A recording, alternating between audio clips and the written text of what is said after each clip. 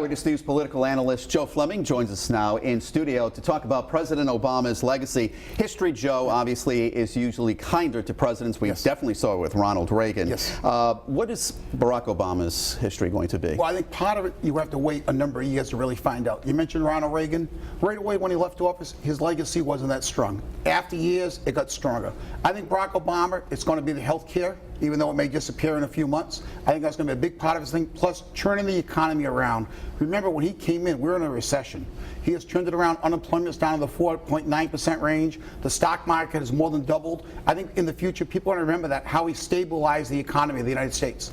Several of his signature events, pieces of legislation, are in jeopardy. You mentioned Obamacare, the Affordable Care Act. If the Republicans take that out, what's that going to say about him? Well, I think it's going to hurt him greatly. Again, it depends on what happens when they take it out, what they replace it with. That's going to be one of the key things. They have to replace it with something. There's 20 million Americans now who have insurance who before did not. And if they don't replace it with something, that's going to really hurt. But he's going to really try to stand by that and hope they keep part of that in there to keep his legacy there. And quickly, Joe, a disappointment in his 8 years? I think his disappointment is that in the last 6 years he didn't have the Congress. He couldn't get the legislation through that he wanted her. He had to do much with executive orders, which really, after January 20th, could be undone by President Trump. So I think that's going to really hurt him down the road. All right. Eyewitness News political analyst Joe Flemming. Joe, thank you very much. My pleasure.